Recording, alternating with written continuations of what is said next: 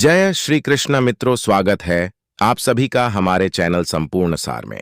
दोस्तों, वीडियो बहुत ही महत्वपूर्ण ज्ञानवर्धक है। इसे अंत तक जरूर देखें क्योंकि आधा अधूरा ज्ञान किसी काम का नहीं होता है। एक नगर में एक राजा रहते थे। उनको नए नए कपड़े पहनने का विचित्र शौक था। इसके लिए वह अपने खजाने का सबसे बड़ा भाग खर्च किया करता था।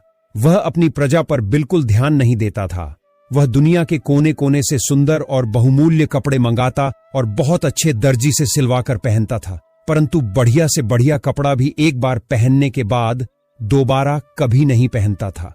राजा के इस व्यवहार से राज्य की आर्थिक दशा पर बुरा प्रभाव पड़ रहा था। राजा के शौक का पता एक ऐसे आदमी को लगा जो अपने काम में बहुत होशियार था। एक दिन वह 3-4 आदमियों को साथ लेकर राजा के दरबार में उपस्थित हुआ। उसने राजा को अपना परिचय देते हुए कहा कि वह दुनिया के बड़े बड़े राजाओं के कपड़े सिल चुका है। दर्जी ने विस्तार से अपना परिचय देते हुए बताया कि किस प्रकार चीन, जापान, अमेरिका और इंग्लैंड देश के राजाओं ने उसके सिले कपड़े पहनकर उस पर पुरस्कारों की बौछार की, जिससे वह मालामाल हो गया है। राजा ने कहा, दर्जी, हम भी तुम्हें मालामाल कर देंगे। अब तुम बताओ, तुम मेरे लिए कैसा कपड़ा बनाओगे? दर्जी बोला, हुजूर, मैं आपके लिए ऐसा कपड़ा तैयार करूंगा जिसे मूर्ख, बेईमान और अन्यायी नहीं देख सकेगा। ऐसा कपड़ा दुनिया में किसी राजा महाराजा के पास नहीं है। राजा बोला, बेशक तुम मेरे लिए ऐसा कपड़ा तैयार कर सकते हो। दर्जी बोला, परंतु हुजूर, कपड़ा मैं स्वयं अपने हाथों से बुनकर तैयार करता हूं। राजा ने उतावले होकर पूछा, दर्जी, ऐसी पोशाक तुम मेरे लिए कितने दिनों में तैयार कर सकोगे? दर्जी बोला, हुजूर, लगभग 1 या 1.5 महीना तो लग ही जाएगा। राजा ने कहा, मैं तुम्हें 2 महीने का समय देता हूं। इसके लिए हमें तुमको क्या मूल्य देना पड़ेगा? दर्जी बोला, 50,000 पहले दे दीजिए और 1 लाख कपड़ा पसंद आने पर दीजिएगा। उसी क्षण दर्जी को 50,000 देकर कपड़ा तैयार करने के लिए एक अलग जगह की व्यवस्था करा दी गई। दर्जी अपने 3-4 आदमियों को लेकर उस जगह आराम से समय काटने लगा। कुछ दिनों बाद राजा ने अपने एक दरबारी को दर्जी के पास भेजा। दरबारी वहां पहुंचा और देखा कि वे सब बड़े आराम से सो रहे थे। दरबारी ने दर्जी को जगाकर पूछा, कितना कपड़ा तैयार हो गया? राजा ने मुझे देखने के लिए भेजा है। दर्जी एकदम चौंक कर उठा और बोला, आइए, मैं आपको दिखाता हूं कि कितना कपड़ा तैयार हो चुका है। दर्जी ने एक अलग कमरे में दरबारी को ले जाकर करघे पर कपड़ा बुनने का अभिनय करके दिखाया। देखिए, कितना सुंदर कपड़ा बुना जा रहा है। किंतु दरबारी को तो वहां न कपड़ा न करघा कुछ भी दिखाई नहीं दे रहा था। दरबारी भौंचक्का रह गया। वह सोचने लगा कि कपड़ा तो दूर रहा, मुझे तो हथकरघा भी दिखाई नहीं दे रहा है। अब दरबारी को दर्जी की वह बात याद आई कि जो मूर्ख, बेईमान और अन्यायी होगा उसे यह कपड़ा दिखाई नहीं देगा। क्या मैं ऐसा ही व्यक्ति हूं? दरबारी सोचने लगा। विवश होकर उसने कहा, वाह वाह, सचमुच बहुत सुंदर कपड़ा तैयार हो रहा है। राजा ने जब इस बात को सुना तो वह बहुत खुश हुआ। उसने दर्जी और कारीगरों की सुविधाओं को और बढ़ा देने का हुक्म दे दिया। 1 महीने बाद राजा ने अपने मंत्री को दर्जी का कामकाज और कपड़ा देखने के लिए भेजा। मंत्री के आने की सूचना पाकर दर्जी ने अपने आदमियों को सतर्क कर दिया। मंत्री जब दर्जी के पास पहुंचा तो वह अपने आदमियों के साथ कपड़ा काटने और सिलने का अभिनय कर रहा था।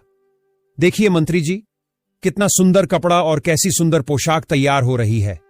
दर्जी ने हवा में हाथ मारते हुए मंत्री को दिखाया, किंतु मंत्री बेचारा हक्का बक्का।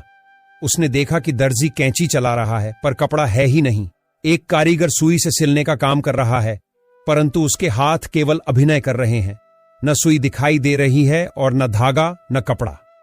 मंत्री ने सोचा, मुझे कुछ दिखाई क्यों नहीं दे रहा है? उसे दर्जी की बात याद आई। जो मूर्ख, बेईमान और अन्यायी होगा उसे यह कपड़ा दिखाई नहीं देगा। उसने सोचा, क्या मैं मूर्ख, बेईमान और अन्यायी हूं? यदि राजा को यह पता चल जाएगा तो वह मुझे फांसी पर लटका देगा। विवश होकर मंत्री ने भी दर्जी की हां में हां मिलाई। वाह वाह, सचमुच बहुत सुंदर कपड़ा है। दर्जी के पास से लौटकर मंत्री ने राजा को बताया, सचमुच ऐसा सुंदर बहुमूल्य कपड़ा न मैंने कभी देखा था न कभी सुना था। यह सुनकर राजा बहुत खुश हुआ। दूसरे दिन दर्जी पोशाक तैयार करके दरबार में उपस्थित हुआ। आई महाराज, पहनिए यह पोशाक। कितना सुंदर और बहुमूल्य कपड़ा हमने आपके लिए तैयार किया है। राजा भी भौंचक्का रह गया। क्योंकि उसे कोई कपड़ा दिखाई ही नहीं दे रहा था। उसने सोचा, क्या मैं मूर्ख, बेईमान और अन्यायी हूं? विवश होकर उसने भी वही कहा जो मंत्री और दरबारी ने कहा था। सचमुच ऐसा कपड़ा मैंने न कभी देखा था, न कभी पहना था। दर्जी ने राजा को शीशे के सामने खड़ा करके उसके सारे कपड़े उतरवा दिए और राजा को नई पोशाक पहनने का अभिनय करने लगा। कभी वह बंधन बंद करता, कभी कॉलर सीधा करता। देखिए महाराज, कैसी सुंदर पोशाक है। सारे दरबारियों के बीच शीशे के सामने खड़ा राजा दर्जी की हां में हां मिलाते हुए बोला, सचमुच ऐसा सुंदर कपड़ा पहले न कभी देखा था और न कभी पहना था। राजा ने तुरंत 1 लाख दर्जी को और देने का हुक्म दिया।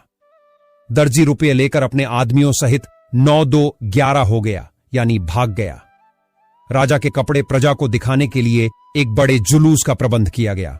पूरी प्रजा राजा के नए कपड़े देखने के लिए बड़ी उत्सुक थी। रात भर खड़ा करके प्रजा को दिखाने के लिए सवारी निकाली गई। हजारों की संख्या में खड़ी जनता तालियां पीट पीट कर वाह वाह कर रही थी, क्योंकि सारी जनता को मालूम था कि जो मूर्ख, बेईमान और अन्यायी होगा उसे यह कपड़ा बिल्कुल नहीं दिखाई देगा। उधर बैठे एक बच्चे ने राजा को रथ पर नंगा खड़ा देखा और जोर से चिल्लाकर कहा, राजा तो रथ पर नंगा खड़ा है। लोग बच्चे का मुंह ताकने लगे। फिर क्या, सारी प्रजा एक स्वर में चिल्ला उठी, राजा रथ पर नंगा ही खड़ा है। अब राजा को भी अपनी मूर्खता का एहसास हुआ। वह लज्जा के मारे मानो धरती में गड़ गया। यह वही समय था जब राजा पूरी तरह से शर्म से नीचे झुक चुका था। वह इस घटना से बहुत कुछ सीख चुका था और उसने एक योजना बनाई। उसने अपने सारे राज्य में डोंडी पिटवा दी कि कल राज दरबार में एक जरूरी मीटिंग है, जिसके लिए उसके राज्य की पूरी प्रजा राजा के राजमहल में सुबह सुबह आ जाए। अब पूरे राज्य में डोंडी पीट दी गई कि कल राजा एक बहुत बड़ी सभा नियुक्त करने जा रहे हैं। उसमें हर एक व्यक्ति का आना जरूरी है। यह सब सुनकर राज्य की सारी प्रजा बहुत सोच विचार में पड़ गई कि कल तो राजा इतनी शर्म से अपना सिर नीचे किए हुए खड़े थे और आज हम सभी को अपने राज्य में पता नहीं क्यों बुलाया है। कहीं हम लोगों से हुई गलतियों की हमें सजा तो नहीं दी जाएगी?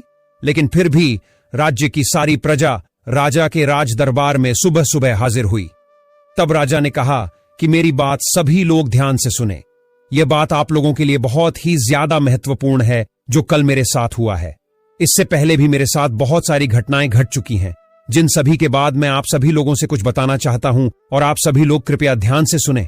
राजा साहब ने कहा कि युग चाहे जो भी हो, चाहे वह कलयुग हो, चाहे वह त्रेता युग हो, या फिर द्वापर युग हो, या फिर सतयुग हो, कोई भी युग हो, कभी भी हो, यह 4 काम मर्दों को हमेशा बेशर्म होकर करने चाहिए। और स्त्रियां भी ध्यान से सुने कि इन 4 कामों में करते समय स्त्रियों को हमेशा मर्द का साथ सही समय पर जरूर दे देना चाहिए। दोस्तों, ये बात आप सभी लोगों को अपने जीवन में जरूर उतार लेनी चाहिए। यदि आप लोग अपने जीवन में यह 4 काम बेशर्म होकर करने लगते हैं तो आपको सफलता जरूर मिलेगी। आपको धनवान, करोड़पति बनने से कोई नहीं रोक सकता। आप अवश्य ही धनवान और माला माल हो जाएंगे। आप और आपकी पत्नी अपने जीवन में सदैव खुश रहेंगे। चलिए बताते हैं कि राजा साहब ने अपनी प्रजा से क्या कहा और कौन से 4 काम बेशर्म होकर करने के लिए कहते हैं। चलिए जानते हैं। सबसे पहला काम जो कि सबको बेशर्म होकर जरूर करना चाहिए, वह कहते हैं कि मर्दों को अपनी पत्नी के साथ संबंध बनाने में शर्म नहीं करनी चाहिए, क्योंकि यदि आप ऐसा नहीं करते हैं तो आपकी पत्नी आपसे कभी खुश नहीं रहेगी। क्योंकि जब आप पत्नी को संतुष्ट नहीं कर पाएंगे तो फिर आपका शादीशुदा वैवाहिक जीवन खतरे में पड़ सकता है और आपकी पत्नी किसी गैर मर्द से गलत काम करने के लिए मजबूर हो जाएगी, और वह ऐसा कर भी सकती है। फिर राजा साहब ने दूसरे काम के बारे में बताया जिसे भी बेशर्म होकर करने को कहा है। राजा साहब ने कहा कि यदि जो लोग खाना खाने के दौरान शर्म महसूस करते हैं या फिर चाहते हुए भी खाना नहीं मांग पाते हैं, वे अक्सर भूखे ही रह जाते हैं। ऐसे में राजा साहब का कहना था कि जब भी व्यक्ति भोजन करने बैठे तो पेट भरकर भोजन करना चाहिए। आधे पेट भोजन कभी भी नहीं करना चाहिए। विशेषकर जब किसी के यहां अतिथि बनकर जाएं तो भोजन करते समय शर्म न करें, नहीं तो आप स्वयं ही भूखे रह जाएंगे और अपने स्वास्थ्य के साथ खिलवाड़ करेंगे। फिर राजा साहब अपनी प्रजा से बताते हुए कहते हैं कि जीवन में धन दौलत और पैसों का बड़ा ही महत्व है, क्योंकि पैसों की कमी के अभाव से जीवन और परिवार को चलाना असंभव है। ऐसे में पैसों के लेन देन में कभी भी शर्म या फिर झिझक नहीं करनी चाहिए। बेझिझक होकर जरूरत में किसी से पैसे मांगना चाहिए। वहीं अगर किसी को जरूर के समय उधार दिया हो तो उसे मांगने में बिल्कुल भी शर्म नहीं करनी चाहिए, अन्यथा आपको धन की हानि उठानी पड़ेगी। चौथी बात को बताते हुए राजा साहब कहते हैं कि कोई भी इंसान यदि सही तरीके से और सही वक्त पर या कुछ काम कर ले तो वह रंक से भी राजा बन सकता है।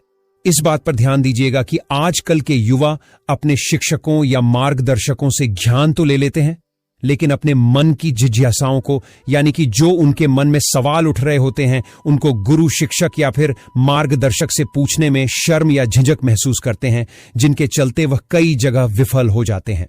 दोस्तों, चाणक्य नीति में भी लिखा है कि किसी भी स्थान पर जब विद्या ग्रहण करने जाए तो अपने अध्यापक या गुरु से अपने मन में उत्पन्न हो रहे सभी प्रश्नों का उत्तर बेझिझक, बिना शर्म के प्राप्त करना चाहिए, क्योंकि वहां पर हर कोई सिखाने के उद्देश्य से जाता है। और यदि आप वहां पर जाकर भी अपने गुरु से कोई भी सवाल पूछने में ही शर्म करेंगे और अपने आप के प्रश्नों का हाल शर्म की वजह से नहीं प्राप्त कर पाएंगे, तो आप अपने जीवन में कभी सफल नहीं हो सकते।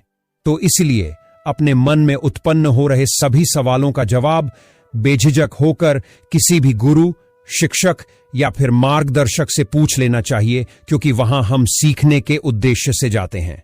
तो दोस्तों, आपको समझ आ गया होगा कि मर्दों को वह कौन से 4 काम हैं जो कि बेशर्म होकर करने चाहिए। जय श्री कृष्णा मित्रों, मिलते हैं अगली वीडियो में।